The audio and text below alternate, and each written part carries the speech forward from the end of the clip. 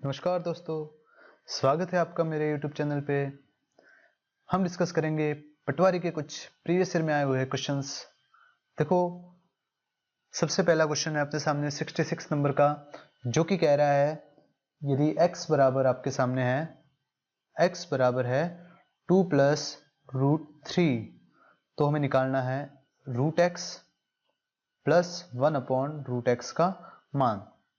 देखो, अच्छा क्वेश्चन है। दो तरीके हैं इसका। पहला मेथड में करवा देता हूँ आपको। सबसे पहले जब x दिया है तो हमें रूट एक्स निकालना है। जब हमें इसकी वैल्यू निकालनी है तो हमें रूट एक्स की आवश्यकता है। ठीक है, हम रूट एक्स निकालेंगे। देखो, रूट एक्स निकालने के लिए यहाँ पर अपन को पूर्ण वर्ग बनाना होगा। हम कहेंगे x बराबर 2 प्लस रूट 3। पूर्ण वर्ग बनाने के लिए आपको पता होना चाहिए पूर्ण वर्ग कब बनता है, जब a प्लस बी का होल स्क्वायर बराबर आता है a square plus b square plus 2ab। यानी पीछे जब 2ab बचता है अपने पास, 2 से मल्टीप्लाई का कुछ बचेगा, तब हम कहेंगे ये पूर्ण वर्ग बन सकता है। ठीक है, तो देखो कैसे बनाएंगे। यहाँ पर रूट 3 है, सिर्फ हमें यहाँ पर 2 की आवश्यकता है, तो हम इसको क्या कहेंगे, 2 से मल्टीप्लाई और डिवाइड करना होगा। हमने 2 से डिवाइड किया, 2 से मल्टीप्लाई किया। ठीक है, तो अपने पास क्या आ गया, 2 इंटू 2 4 आ गया, प्लस 2 रूट 3 और बटा आ रहा है अपने पास 2। ठीक है, देखो आगे हम क्या कहेंगे, ये रूट 3 है, हमारे पास ए बी क्या आ जाएगा, यहाँ से ए बराबर आ जाएगा रूट 3, बी बराबर अपन कितना लेंगे, क्योंकि 2 तो हमारे पास सूत्र का है, ये जो सूत्र है इसका ही अपने पास 2 है, हम कहेंगे बी बराबर 1। देखो, अगर ए का स्क्वायर करोगे तो अपने पास कितना आ जाएगा, स्क्वायर करने पर 3 आ जाएगा, बी का स्क्वायर करोगे तो 1 आ जाएगा। क्या टोटल 4 आ रहा है, और ये ए स्क्वायर प्लस बी स्क्वायर का मान होगा। तो हम कहेंगे यहाँ पर ए अपने पास कितना आ गया, रूट 3, बी कितना आ गया 1। तो हम कहेंगे ये रूट 3 प्लस 1 का होल स्क्वायर बन गया, और नीचे कितना आ गया 2। क्लियर है, हमारे पास x की वैल्यू ये आ रही है। हम रूट एक्स की अब निकालेंगे। रूट एक्स की कैसे निकालेंगे, देखो, जब भी x की वैल्यू दी है तो हम रूट एक्स की निकालने के लिए हम क्या करेंगे, दोनों तरफ रूट लगाएंगे। रूट एक्स बराबर आ जाएगा root 3 plus 1 by root 2। Clear है, 2 पर भी रूट लगेगा, ये स्क्वायर यहाँ से हट जाएगा। ठीक है, देखो इसको हम और क्या कर सकते हैं, इसमें हम, हमारे पास रूट एक्स आ गया, हमें और चाहिए कितना चाहिए, 1 upon root x. 1 upon root x देखो क्या होगा, 1 अपॉन रूट एक्स मीन्स इसका उल्टा, 1 upon root x. 1 upon root x हम कहेंगे रूट 2 रूट 3 प्लस 1। इससे भी एक शॉर्ट मेथड है, वो मैं भी बताता हूँ, लेकिन उससे पहले ये देख ही लो आप, रूट 3 माइनस 1 रूट 3 माइनस 1। जब भी नीचे रूट की संख्या होती है हम क्या करते हैं, परिमेकरण।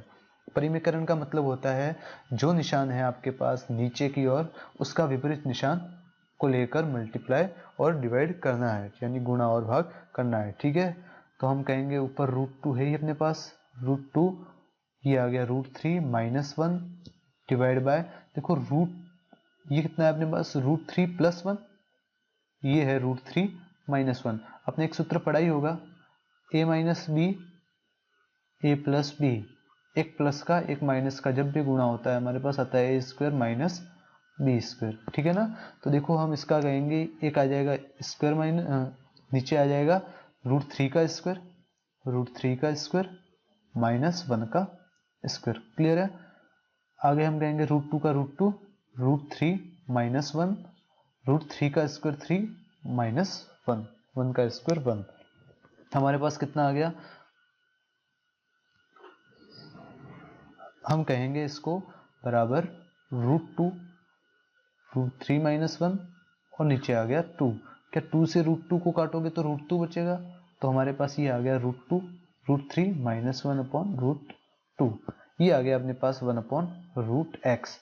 हमारे पास रूट एक्स कितना है, रूट एक्स हमने थोड़ी देर पहले ही फाइंड किया था। रूट एक्स बराबर कितना है अपने पास, root 3 by 2 plus 1, root 3 plus 1 by root 2, यही है क्या।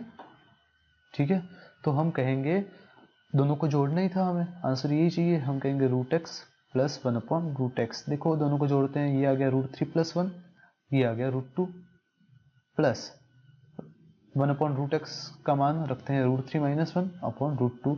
देखो अलग अलग करोगे या फिर √2 डायरेक्ट नीचे ले लो आप एलसीएम, ऊपर आ जाएगा √3 + 1 √3 - 1। हम कहेंगे -1 और +1 क्या हो जाएगा, कट जाएगा, ऊपर आ जाएगा 2√3, यही आ जाएगा। ठीक है, अब √2 से वापस 2 को काटो, कितनी बार कटेगा, √2 बार। हमारे पास आ गया √2 × √3 यानी √6, ये आ गया अपना आंसर। इस क्वेश्चन का आंसर क्या हुआ अपने पास, इस क्वेश्चन का आंसर हुआ √6। कितना हुआ, √6। ठीक है, देखो इस क्वेश्चन को आपने किया, आपके पास इतना टाइम नहीं होता है एग्जाम में और इतना आप सोचोगे, इसको हल करोगे, थोड़ा लॉन्ग हो जाता है प्रोसेस, कैलकुलेशन में मिस्टेक हो सकती है इसलिए। और ये सबसे बड़ा है इसमें कि ये दिमाग लगाना जिसमें कि अपन किससे मल्टीप्लाई करें और इसके टुकड़े करके इसको पूर्ण वर्ग कैसे बनाए, सबसे मेन तो चीज इसमें यही है। लेकिन इस सवाल को करने का एक आसान तरीका भी है, देखिए वो डिस्कस करते हैं। ठीक है, इस सवाल को दूसरा तरीका क्या है, सेकंड मेथड इसका, जो कि थोड़ा इजी पड़ेगा इससे। देखो x बराबर हमें दिया हुआ है 2 + √3, हमें निकालना है √x + 1/√x। पहले वाले मेथड में हमने क्या किया था, √x निकाला था, क्या निकाला था, √x। इसकी सहायता से हम क्या करेंगे, इसमें √x नहीं निकालेंगे, बल्कि हम क्या करेंगे, ये जो है ना यहाँ पर रूट का जो हमें निकालना है उसको ही x में बदल देंगे। ठीक है, कैसे बदलेंगे, देखो जब भी रूट को बदलना होता है तब वर्क करते हैं, लेकिन उससे पहले इसको कुछ मान लेते हैं p। जो भी हमारा आंसर है वो क्या है, p। आंसर अपना क्या होगा, p निकालेंगे। देखो आप क्या करो, यहाँ पर रूट है, यहाँ पर भी रूट है, आपने एक पढ़ा होगा कि जब भी रूट हटाना होता है तब क्या लगाते हैं, स्क्वायर या फिर वर्ग। वर्ग हम करेंगे दोनों तरफ, दोनों तरफ वर्ग करेंगे तो हमारे पास क्या आ जाएगा, √x + 1/√x का स्क्वायर बराबर p का स्क्वायर। ठीक है, आगे √x का स्क्वायर, वही फॉर्मूला लगेगा a + b का होल स्क्वायर। जानते हैं a + b का होल स्क्वायर क्या होता है, a + b का whole square = a² + b² + 2ab, यही होता है। ठीक है, देखो करते हैं अप्लाई, a² + 1/√x का स्क्वायर b² + 2, a क्या है √x, b क्या है 1/√x बराबर क्या आ जाएगा, p²। क्लियर है। आगे जब भी रूट और स्क्वायर हो तो एक दूसरे से कट जाते हैं, हम कहेंगे यहाँ पर x, ये भी √x बन जाएगा तो 1/x प्लस, देखो √x ऊपर √x नीचे कट गया, +2 बराबर p²। ये अपने पास आ गया x के रूप में, आंसर जो हम निकालेंगे वो किस में बदल गया, x के रूप में। हमारे पास क्या दिया हुआ है, x दिया हुआ है 2 + √3, हम निकालना चाहते हैं 1/x। क्या निकालना चाहते हैं, 1/x। देखो 1/x कैसे निकलेगा, 2 + √3 1/ में, ठीक है, 2 + √3। देखो 2 + √3 हम कैसे निकालेंगे, 1/x हमें निकालना है। ठीक है, आप एग्जाम में बहुत ही जल्दी कर सकते हो इसे। ठीक है, वापस जब भी नीचे रूट होता है रेशनलाइज करते हो, रेशनलाइज में ये प्लस है तो माइनस हो जाएगा, बाकी कुछ भी नहीं करना आपको। 2 - √3 2 - √3, देखो ऊपर आ गया 2 - √3 का गुणा x से 2 - √3 बचेगा, नीचे ये a + b, ये a - b, पहले बता चुका हूँ क्या होता है, a² - b² यानी 2 का स्क्वायर माइनस √3 का स्क्वायर। हम कहेंगे ऊपर आ गया 2 - √3, नीचे आ गया 2 का स्क्वायर 4, √3 का स्क्वायर 3, यानी नीचे 4 में से 3 गया तो 1। जब भी नीचे 1 होता है कुछ भी मतलब नहीं होता है उसका। ठीक है, हम कहेंगे 2 - √3 कितना आ गया, 1/x। 2 - √3 कितना आ गया, 1/x। ठीक है, कितना आ गया, 1/x। मान रख लेते हैं x का मान हमें दिया था 2 + √3, x का मान दिया था 2 + √3, 1/x हमने निकाला है 2 - √3, और ये कितना आ रहा है, 2 बराबर क्या आ गया, p²। √3 निकाल लिया, हम कहेंगे यहाँ पर 2 2 2 कितना हो गया, 6 बराबर आ गया p²। हमारा आंसर किस में था, p में। किस में था, देख लो, हमारा आंसर था p में। हमने माना था इसको, जो आंसर हमें निकालना था वो क्या माना था हमने, p में। तो हम कहेंगे इसमें क्या हो जाएगा आंसर, p बराबर हमें निकालना है। जब भी p निकालोगे तो इस यहाँ से स्क्वायर हटेगा, सामने क्या लगेगा, रूट का 6। -√6 भी हो सकता है, लेकिन यहाँ पर कोई ऑप्शन नहीं है -√6 का, तो हम इसका आंसर क्या कहेंगे, √6। ठीक है, आप आशा करता हूँ आपको ये सवाल अच्छे से समझ में आया होगा। मैंने दो तरीके से बताया है, आपको जो एग्जाम में अप्लाई करना है वो दूसरा वाला तरीका है जो ज़्यादा इजी रहेगा। ठीक है, आगे हम करते हैं नेक्स्ट क्वेश्चन। देखो नेक्स्ट क्वेश्चन क्या है, 67 क्वेश्चन सॉरी। दो संख्याओं के वर्गों का योग 68 है और उनके वर्गों का अंतर 36 है, तो उनका गुणनफल कितना है। बहुत अच्छा सवाल, देखो कुछ भी नहीं है ज़्यादा खास। हम कह रहे हैं दो संख्याओं के वर्गों का योग कितना है, 68। 67 क्वेश्चन है और योग कितना है, 68। ठीक है, दो संख्याओं के वर्गों का योग मान लेते हैं दोनों संख्या। ठीक है, एक मान लेते हैं ए, दूसरी मान लेते हैं बी। दोनों के वर्गों का योग हमें कह रहा है a square plus b square is equal to 68। ठीक कह रहा है, दो संख्याओं के वर्गों का योग। दूसरी इक्वेशन कह रहा है उनके अंतर का वर्ग। देखो अंतर का वर्ग दिया है, न कि वर्गों का अंतर। अंतर पहले हम क्या करेंगे, उनका अंतर यानी ए माइनस बी। मान लेते हैं ए हमने बढ़ावाना है, ठीक है, इसलिए हम ए माइनस बी कर रहे हैं। इसका योग इसके अंतर का वर्ग बराबर कितना दिया हुआ है, 36। कितना दिया हुआ है, 36। तो हम कहेंगे ए माइनस बी, जब भी वर्ग घटता है सामने क्या लगता है, अंडर रूट 36। हम कहेंगे कितना आ जाएगा, 6। ए माइनस बी इक्वल टू कितना आया, 6। ए माइनस बी इक्वल टू 6 आ गया। हमें ज्ञात करना है उनका गुणनफल। देखो कुछ भी नहीं करना, आपको पता होना चाहिए यदि ए माइनस बी बराबर 6 है, आप दोनों तरफ वर्ग कर सकते हो क्या, बिल्कुल कर सकते हैं। जब वर्ग करोगे इसका वर्ग आप यहाँ से भी डायरेक्ट कर सकते थे, लेकिन मैंने आपको ए माइनस बी निकालने के लिए आपको बता दिया था। ठीक है, हमें पता है ए माइनस बी का वर्ग क्या होगा, पहले आता है ए का स्क्वायर प्लस बी का स्क्वायर। जो भी स्क्वायर वाली टर्म होती है वो पॉजिटिव में होती है। -2 ए बी बराबर कितना आ जाएगा, 6 का स्क्वायर 36। ए स्क्वायर प्लस बी स्क्वायर क्या हमें दिया हुआ है, जी हाँ बिल्कुल दिया हुआ है। कितना दिया हुआ है, 68 -2 AB इज इक्वल टू 36। आगे हमें निकालना है दोनों का गुणनफल। क्या ये ए बी दोनों का गुणनफल ही है, दोनों संख्याओं का क्या है, गुणनफल। हमें यही निकालना है। जो हमें निकालना है उसको एक साइड भेज देते हैं, ये माइनस का इसलिए उसको इस तरफ भेजेंगे तो ये प्लस का बन जाएगा, तो हम कहेंगे 2AB को हमने इस तरफ भेज दिया। ये 36 प्लस के हैं, इस साइड जाएंगे तो क्या हो जाएंगे, माइनस के, तो हम यहाँ पर कहेंगे 68 माइनस 36। 8 में से 6 गया कितना आ जाएगा, 2। 6 में से 3 गया तो कितना आ जाएगा, 3 बराबर कितना आ गया, 2AB। हम कहेंगे ए बी बराबर कितना आ जाएगा, 2 से 32 को काटोगे कितना आ जाएगा, 16। तो ए बी का मान कितना आ जाएगा, यानी दोनों संख्याओं का गुणनफल कितना आ जाएगा, 16 आंसर। इस सवाल का आंसर क्या हो गया हमारे पास, 16। बहुत ही कम समय में आप इसको भी कर सकते हैं। ठीक है, मुझे लगता है आपका बेसिक अच्छा होगा, इसलिए मैं डायरेक्ट यहाँ से काट रहा हूँ। बाकी आप 2 को इस साइड लेके जाके भाग दे सकते हो, फिर ए बी निकाल सकते हो 16। ठीक है, फिर रीजनिंग का सवाल मैं बाद में जो करवाने वाला हूँ, अभी छोड़ो इसको। अभी जो गणित के सवाल है वही कर लेते हैं अपन।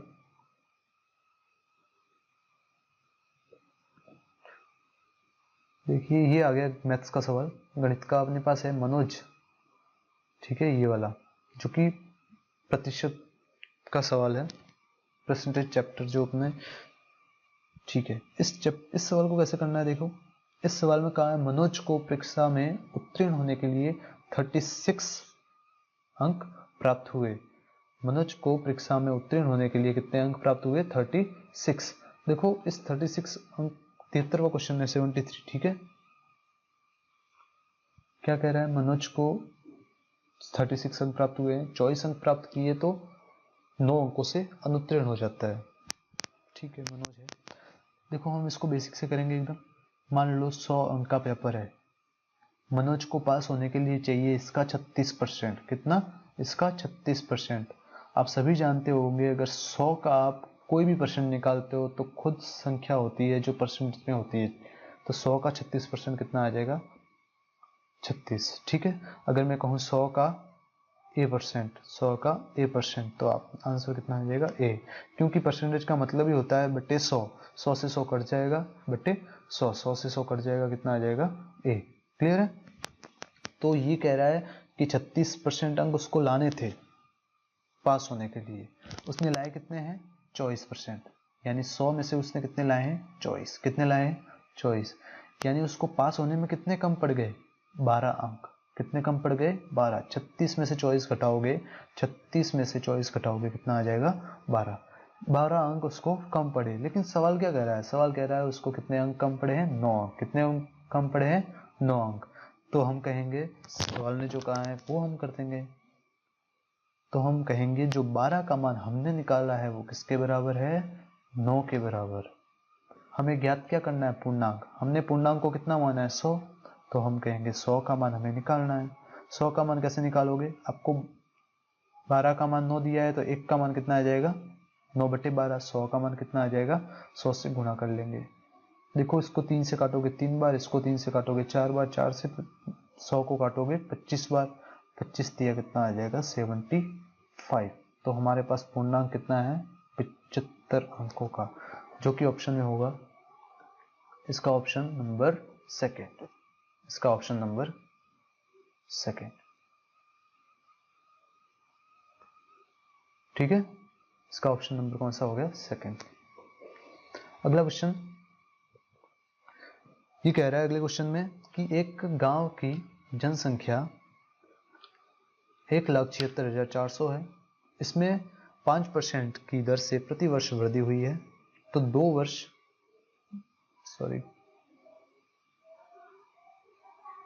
2 वर्ष पूर्व कस्बे की जनसंख्या थी।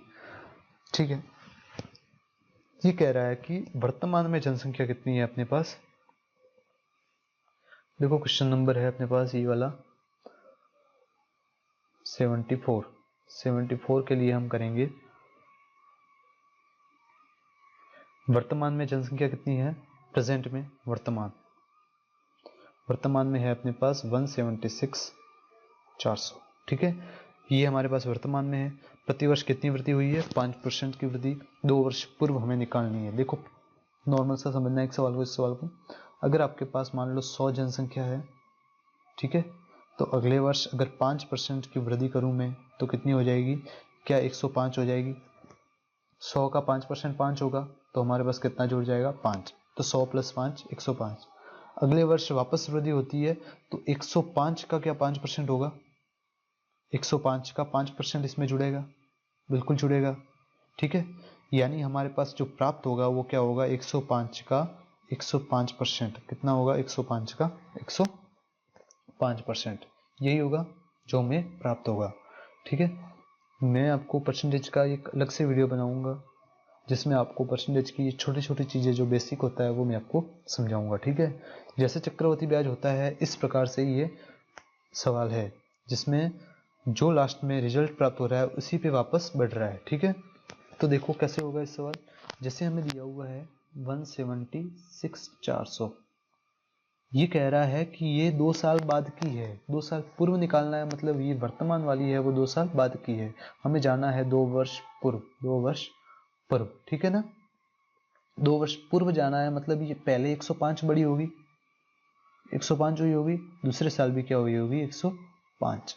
कैसे, देखो ये जो दूसरे साल की बात कर रहा हूं, दूसरे साल के अंत में ये 105% का मान होगा। कब, जब पहले साल के अंत में ये कितना होगा 100। पहले साल के अंत में कितना होगा 100। ये हो गया पहले साल तक, दूसरे साल का पूरा क्लियर। अब पहले साल के अंत में ये कितना हुआ होगा 105, तो पहले साल के शुरुआत में कितना होगा 100। ऐसा क्यों कर रहा हूं, क्योंकि 100 से कितनी हो रही है राशि 105। ये प्रथम वर्ष की शुरुआत में कह रहा हूं मैं, प्रथम वर्ष की शुरुआत में, ये अंत में। ठीक है, ये अंत में। द्वितीय वर्ष की शुरुआत में भी 100 ही मान लो आप। ठीक है, द्वितीय वर्ष की शुरुआत में भी आप 100 ही मान लो, अंत में कितना हो जाएगा 105। यानी हमें ये वैल्यू दी हुई है, हम ये निकाल रहे हैं इसके लिए, फिर वापस हमें ये दी हुई है और हम क्या निकाल रहे हैं ये वाली। ठीक है, समझ में आ रहा है आपको। अगर आपको आ रहा है तो बहुत अच्छी बात है, वरना मैं परसेंटेज का वीडियो बनाऊंगा उस पर आप अच्छे से इसको समझा दूंगा। ठीक है, देखो अगर 5 से इसको काटते हो, 5 से इसको काटते हो तो ये 5 से 20 बार, ये 5 से 21 बार, ये 5 से 20 बार, ये 5 से 21 बार। आपको पता होना चाहिए 21 × 21 कितना होता है 441। 441 नीचे आ रहा है, ऊपर आ रहा है 400। देखिए कितना आ रहा है नीचे, हम कहेंगे 176,400 ऊपर आ रहा है 20 इंटू 20 400 और नीचे आ रहा है 21 इंटू 21 441। आपको ये वर्ग याद होने चाहिए, ठीक है, कम से कम 30 तक याद होने चाहिए। आप इससे इसको काटोगे, देखो पीछे वाले 2 जीरो छोड़ो, ठीक है, लेकिन आपको पता होना चाहिए कि जब ये 4 चौक 16 होता है और ये 17 के आसपास है, मतलब पीछे जो 41 है वो भी कुछ ना कुछ देंगे ही, तो ये लगभग 4 का मल्टीप्लाई होना चाहिए। अगर नहीं आपको चेक करना है तो आप फटाफट से 4 से गुणा कर सकते हो। 4 एकम 4, 4 चौक 16 और हासिल लगी 1, 4 चौक 16 और 17, तो ये 1764 कितनी बार कट रहा है? 4 बार। पीछे 2 जीरो है ही, तो हमारे पास कितना आ जाएगा? 400। देखो 400 इंटू 400 हमें करना है, तो हम कहेंगे 4 चौक 16 होता है और डबल जीरो यहाँ से, डबल जीरो यहाँ से, यानी टोटल पीछे जीरो आएंगे 4 जीरो। हमारे पास आंसर कितना आ गया? 16,000। कितना आ गया? 16,000 आंसर। क्लियर है? देखो आगे, इसका आंसर कितना हो गया हमारे पास? 16,000। ठीक है, नेक्स्ट क्वेश्चन 75 क्वेश्चन देखते हैं। 75 क्वेश्चन नंबर क्या कह रहा है? एक घड़ी को 1440 में बेचने पर 10% की हानि हुई, उसे कितने रुपए में बेचा जावे कि 15% का लाभ हो? देखो कुछ भी नहीं है इस सवाल में। अगर आप कहोगे 100 की घड़ी है, परसेंटेज जब भी सवाल आए आप 100 पर एक बार गौर करना, ठीक है। अगर आप इसको 10%, अपने वस्तु 100 की खरीदी, 10% हानि पर बेचोगे यानी -10%, कितना हो जाएगा? 90। कितना हो जाएगा? 90। आपने 90 में बेची है, लेकिन आपको प्राप्त क्या करना था? 15% लाभ। दूसरी कंडीशन क्या कह रही है? 15% आपको लाभ प्राप्त करना है। तो आप क्या कहोगे? 100 का 15% यानी कि 115 हो जाएगा, और ये 100 में जुड़ेगा, तो हमें 115 रुपये प्राप्त करने हैं। 90 रुपये तो हमने बेचा है, हमें 115 रुपये प्राप्त करने थे। 90 रुपये में बेचा है, मतलब आपको 90 रुपये का मान सवाल में कितना दिया हुआ है? 1440। 1440। आपको निकालना क्या है? आपको निकालना है 115 का 15% का जब लाभ होगा तो कौन सा मूल्य होगा? 115। क्या जीरो से जीरो काट सकता हूँ? 9 से इसको काटोगे तो 9 एकम 9, 9 छम 54।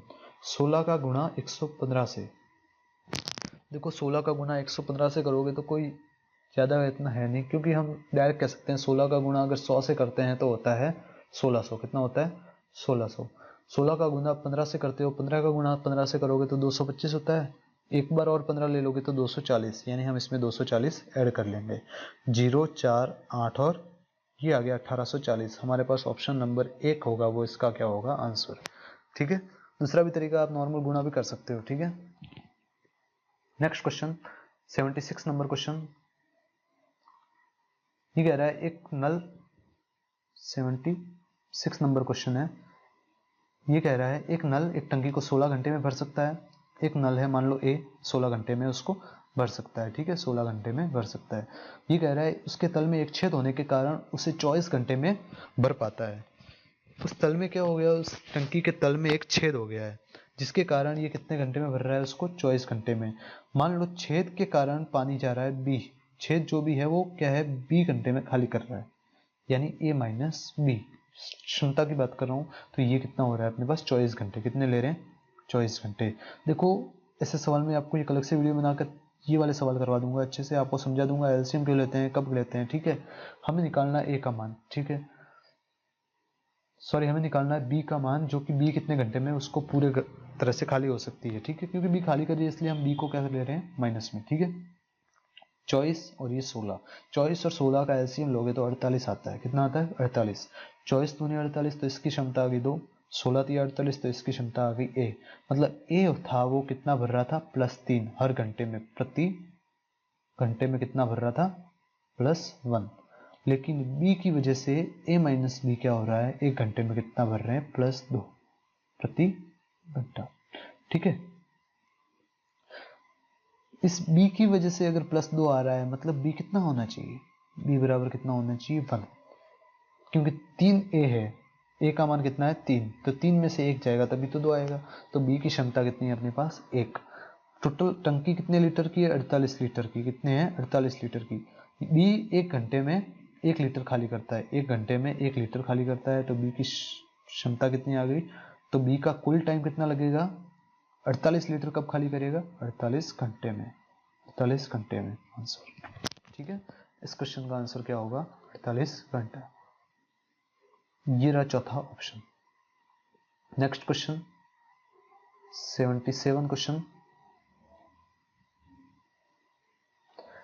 77वां क्वेश्चन है, किसी धन का 10% दर से 2 वर्ष का चक्रवृद्धि ब्याज 420 रुपए है। देखो 77वां क्वेश्चन क्या है अपने पास,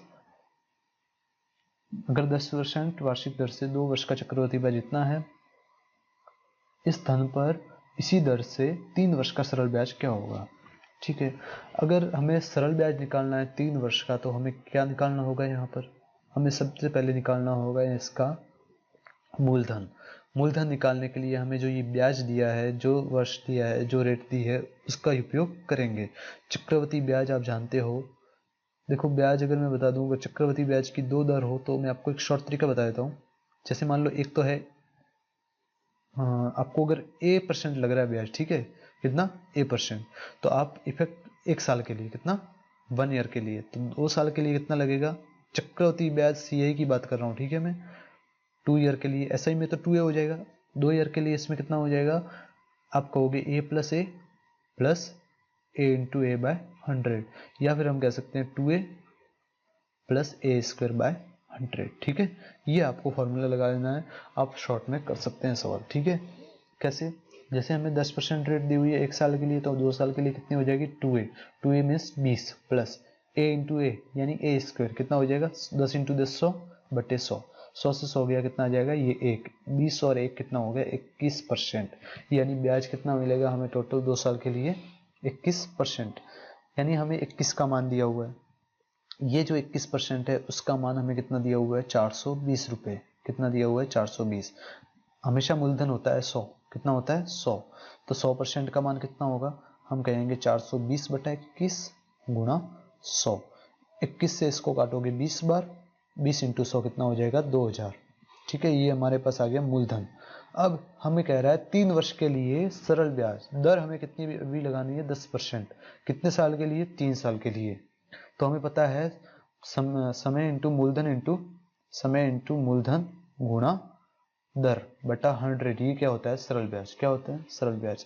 तो ये मूलधन, ये ब्याज दर और ये समय, इन तीनों का गुणा बटे 100, हम कहेंगे 2000 गुणा 10 गुणा 3 बटा 100। डायरेक्ट भी निकाल सकते हैं, 0000 गया, 3 दूनी कितना आ गया? 6, 6 1010 कितना आ गया? 600 रुपये आंसर। कितना आंसर आ जाएगा हमारे पास? 600 रुपये इस सवाल का आंसर।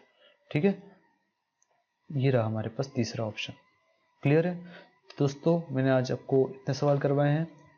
कल और फिर वीडियो आएगी एक, जिसमें मैं आगे के क्वेश्चन करवाऊंगा। आशा करता हूँ आपको ये वीडियो पसंद आया होगा। अगर पसंद आया है तो लाइक करिए, शेयर करिए अपने दोस्तों के साथ।